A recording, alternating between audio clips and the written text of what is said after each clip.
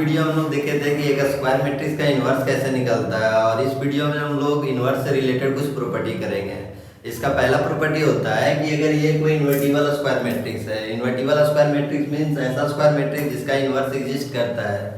तो एक invertible square matrix का अगर हम लोग इन्वर्स निकालें और उस इन्वर्स का अगर हम लोग फिर से इन्वर्स निकाल देंगे तो वापस में रिजल्ट क्या होगा, वही सेम स्क्वायर मैट्रिक्स आ जाएगा। फॉर एग्जाम्पल देखते हैं, एक स्क्वायर मैट्रिक्स कंसीडर करते हैं और इसका एक बार इन्वर्स निकालते हैं। तो इन्वर्स निकालने का हम लोग अर्लियर क्लासेस में जो प्रॉपर्टी पढ़े हैं, क्या पढ़े हैं, ए इन्वर्स जो होता है formula one by determinant of A into adjoint of A. Inverse का फार्मूला ये था। अब क्या करते हैं हम लोग, सबसे पहले डिटर्मिनेंट ऑफ ए निकालते हैं। तो डिटर्मिनेंट ऑफ ए अगर निकालेंगे इसका तो कितना हो जाएगा, 0 - 8 दैट इज -8 जो है सो 0 के इक्वल नहीं है। इसका मतलब हुआ कि जो स्क्वायर मैट्रिक्स है वो नॉन सिंगुलर स्क्वायर मैट्रिक्स है और इसका इन्वर्स एग्जिस्ट करेगा। अब एडजॉइंट निकाल लेते हैं।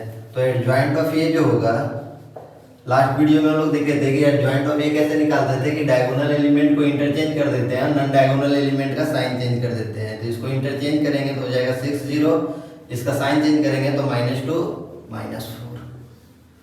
अब ये इन्वर्स निकालते हैं। तो ये इन्वर्स जो आएगा, A inverse is equal to one by determinant of A. Determinant of A कितना है, -8, तो 1/-8 और एडजॉइंट ऑफ ए 6 - 2 -4 0। अब इसको इंटू कर देते हैं, इसको इंटू कर देते हैं तो कितना हो जाएगा, -3/4। इसको इंटू कर देंगे तो हो जाएगा 1/4। इसको इंटू कर देंगे तो हो जाएगा 1/2। इसको इंटू करेंगे तो 0। ये हो गया ये इन्वर्स। अब इसी इन्वर्स का फिर से इन्वर्स निकालते हैं। एक इन्वर्स का इन्वर्स। अब ये इन्वर्स का इन्वर्स निकालेंगे तो इसके लिए फॉर्मूला क्या लिखेंगे, one by determinant of A inverse into adjoint of A inverse.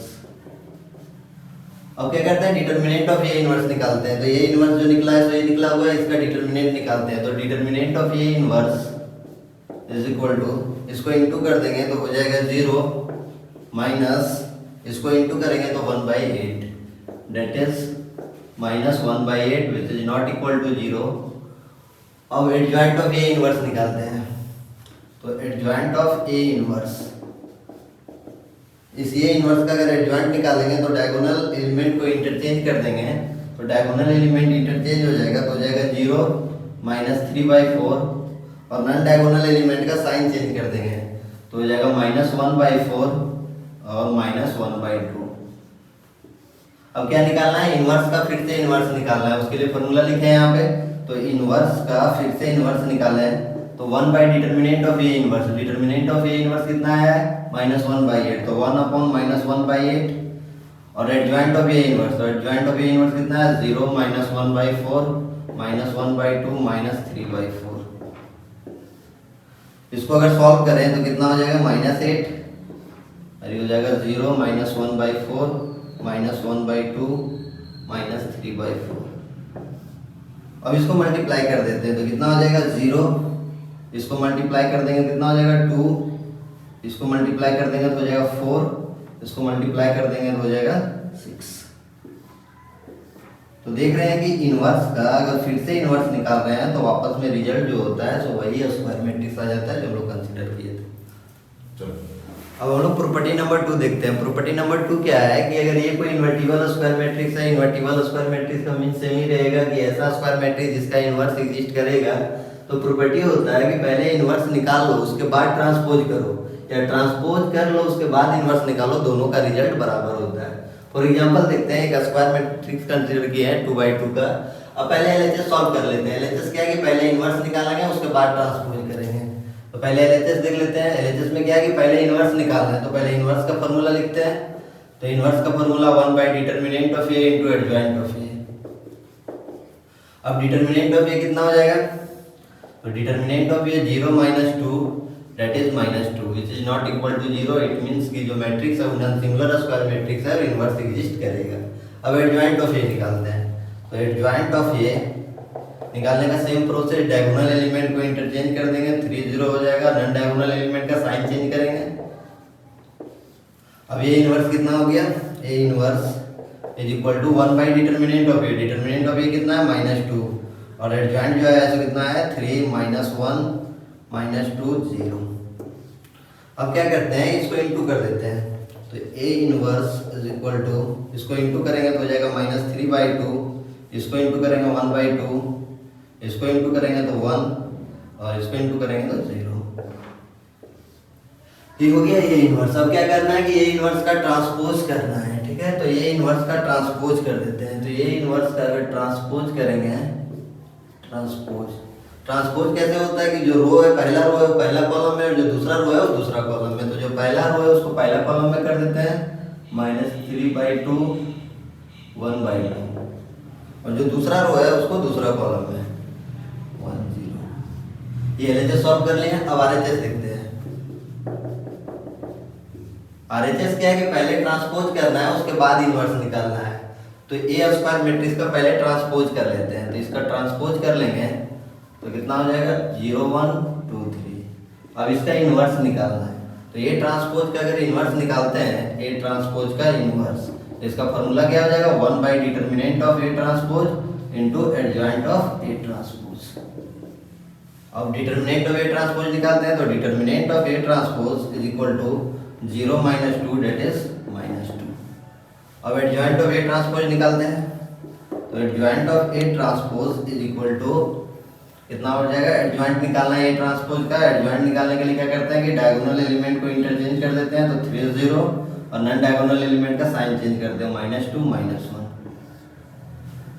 अब फॉर्मूला में पुट कर देते हैं ए ट्रांसपोज का इनवर्स इज इक्वल टू क्या है 1/डिटर्मिनेंट ऑफ ए ट्रांसपोज। तो डिटर्मिनेंट ऑफ ए ट्रांसपोज कितना है -2, तो 1/-2 adjoint of A transpose. Adjoint of A transpose क्या है 3 -2 -1 0। अब इसको इंटू कर देते हैं। तो ए ट्रांसपोज का inverse is equal to, into करेंगे तो कितना हो जाएगा -3/2, इसको इंटू करेंगे तो हो जाएगा 1, इसको इंटू करेंगे तो 1/2 0 हो गया। तो देख रहे हैं यहाँ पे कि इनवर्स निकाल के ट्रांसपोज कर रहे हैं तो ये स्क्वायर मैट्रिक्स आ रहा है, और ट्रांसपोज करके इनवर्स कर रहे हैं तो यही स्क्वायर मैट्रिक्स आ रहा है। तो इसका मतलब हुआ कि कोई भी इन्वर्टिबल स्क्वायर मैट्रिक्स का पहले इनवर्स निकालो उसके बाद ट्रांसपोज करो, या ट्रांसपोज कर लो उसके बाद इनवर्स करो, दोनों का रिजल्ट बराबर होता है। अब हम लोग प्रॉपर्टी नंबर 3 करते हैं। प्रॉपर्टी नंबर 3 क्या है कि अगर ये कोई इन्वर्टिबल स्क्वायर मैट्रिक्स है एन ऑर्डर का, एन ऑर्डर मतलब कुछ भी हो सकता है, 2 ऑर्डर का हो सकता है, 3 ऑर्डर का हो सकता है। तो प्रॉपर्टी होता है कि उस स्क्वायर मैट्रिक्स का एडजॉइंट निकालने के बाद अगर डिटर्मिनेंट निकालते हैं तो बराबर होता है determinant of A to the power n - 1 का। n क्या होता है, ऑर्डर ऑफ स्क्वायर मैट्रिक्स। यहाँ पे जैसे ऑर्डर जो कंसीडर किए हैं वो 2/2 का है तो n की जगह 2 रखेंगे। अगर स्क्वायर मैट्रिक्स 3/3 का लेते हैं तो n की जगह पे वैल्यू 3 पुट करते हैं। अब देखते हैं इसको सॉल्व करके। तो पहले एलएचएस सॉल्व कर लेते हैं। एलएचएस क्या है कि एडजॉइंट ए का डिटर्मिनेंट निकालना है। तो पहले एडजॉइंट ए निकाल लेते हैं।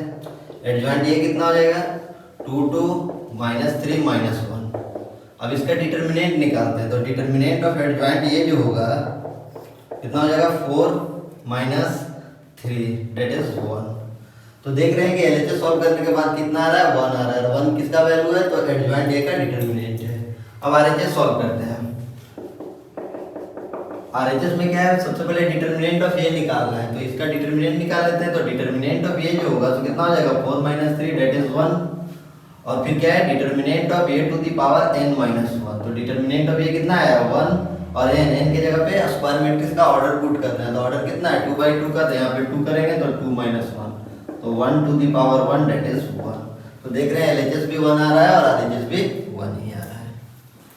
अब हम लोग प्रॉपर्टी नंबर 4 करते हैं। प्रॉपर्टी नंबर 4 क्या है कि अगर ये कोई इन्वर्टिबल स्क्वायर मैट्रिक्स है n ऑर्डर का तो उस स्क्वायर मैट्रिक्स का पहले एडजॉइंट निकालेंगे और फिर एडजॉइंट ऑफ स्क्वायर मैट्रिक्स का फिर से एडजॉइंट निकालेंगे। तो उसका रिजल्ट जो होता है सो बराबर होता है determinant of A to the power n - 2 into A, where n क्या है, ऑर्डर है स्क्वायर मैट्रिक्स का। अब सॉल्व करते हैं इसको। तो सबसे पहले एलएचएस सॉल्व करते हैं। एलएचएस क्या करना है, पहले एडजॉइंट निकालना है। तो एडजॉइंट ऑफ ए जो होगा 2 2 -3 -1 और एडजॉइंट ऑफ स्क्वायर मैट्रिक्स का अगेन एडजॉइंट निकालना है।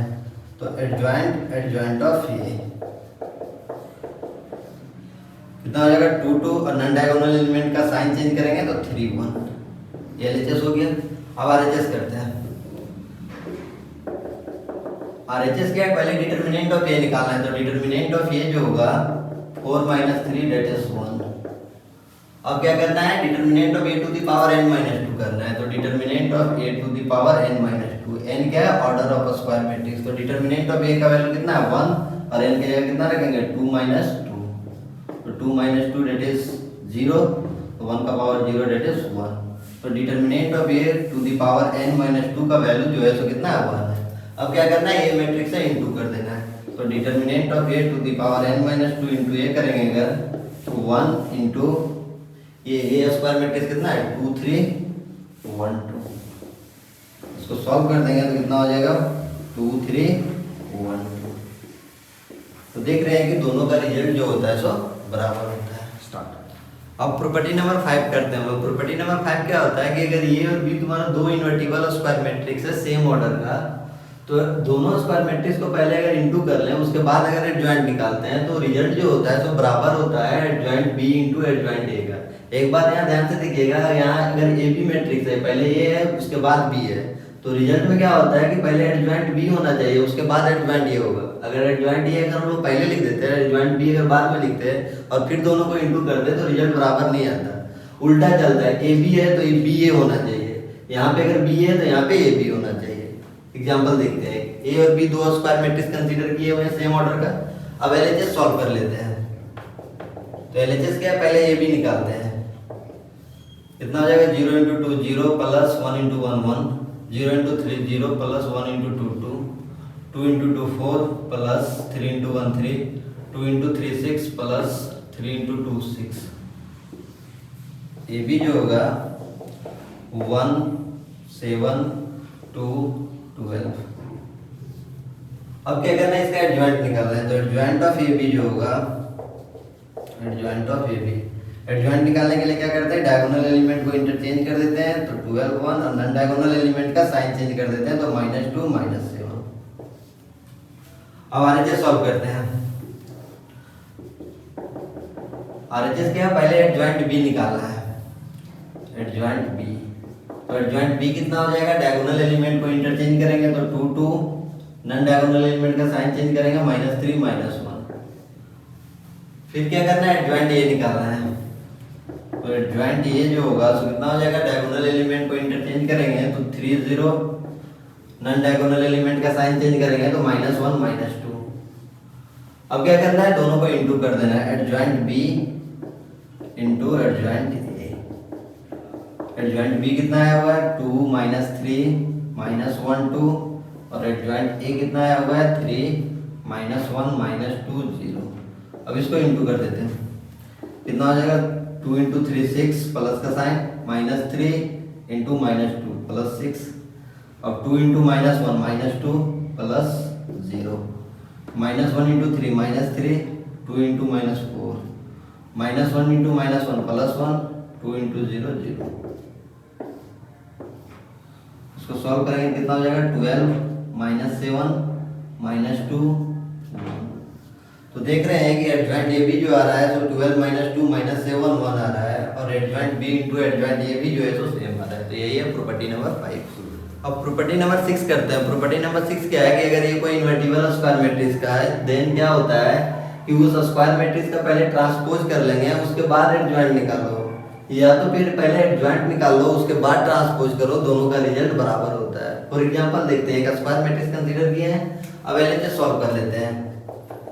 एलएचएस क्या है, पहले ट्रांसपोज करना है, पहले ट्रांसपोज करेंगे तो कितना हो जाएगा, ट्रांसपोज मतलब रो जो है, पहला रो है वो पहला कॉलम है, दूसरा जो रो है वो दूसरा कॉलम है, तो पहला रो कितना है 2 6 3 5 हो जाएगा। ये ट्रांसपोज हो गया। अब इसका एडजॉइंट निकालना है, तो adjoint of A transpose, adjoint निकालने के लिए क्या करते हैं कि डायगोनल एलिमेंट को इंटरचेंज कर देते हैं और नॉन डायगोनल एलिमेंट का साइन चेंज कर देते हैं।